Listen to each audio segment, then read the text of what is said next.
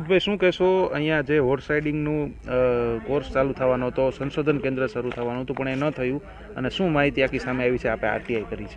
રાજ્ય સરકારના તત્કાલીન મુખ્યમંત્રીએ 2010-11માં કાઠિયાવાડી અશ્વના ઐતિહાસિક બાબતોને લઈને સૌરાષ્ટ્ર યુનિવર્સિટીને 51 લાખ રૂપિયાની ગ્રાન્ટ આપી હતી ને આ ગ્રાન્ટનો ઉપયોગ 2017 સુધીમાં કરી લેવાનો હતો.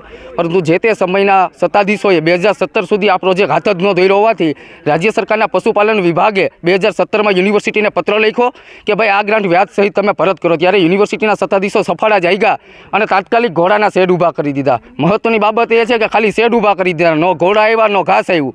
20 લાખ રૂપિયા ઘોડાના નામે સત્તાધીશો ચરી ગયા, એવું સ્પષ્ટપણે કહી શકાય.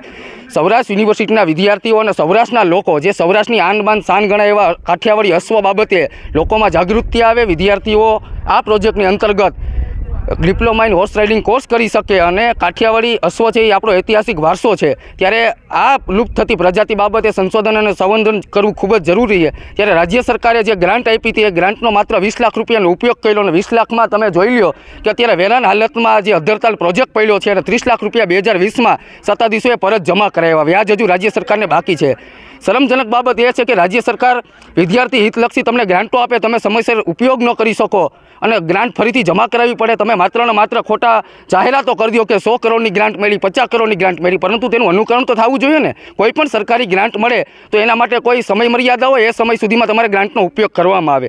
ખરેખર સૌરાષ્ટ્રનું હૃદય સમ્રાટ અવળી મોટી યુનિવર્સિટી છે, અહીંયા બહુ વિશાળ કેમ્પસ છે. ત્યારે જસદણના સ્ટેટે કીધેલું કે જે આ પ્રોજેક્ટ છે એ હોર્સ રાઇડિંગ માટે બેસ્ટ લોકેશન છે અને વિદ્યાર્થીઓ આનો ખૂબ જ ભરપૂર ઉપયોગ કરી શકશે. પરંતુ સત્તાધીશોની અણાવડત અને દાનત ન હોવાને કારણે આ પ્રોજેક્ટ હાવ અધરતાલ પડ્યો છે. ને અહીંયા માત્ર ને માત્ર આ પ્રોજેક્ટની અંદર તમે શેડમાં હાલત જોઈએ છે, વેરાન હાલતમાં છે. અહીંયા માત્ર દારૂની મહેફિલો જ થાય છે. એટલે શિક્ષણ જગત માટે ખૂબ જ શરમજનક બાબત કહેવાય કે અવળી મોટી યુનિવર્સિટી પાસે અવળું મોટું કેમ્પસ હોય ત્યારે તમને રાજ્ય સરકાર ગ્રાન્ટ આપે, તમે ગ્રાન્ટ વાપરી ન શકો અને જે ગ્રાન્ટ વાપરી એમાંય ભ્રષ્ટાચાર.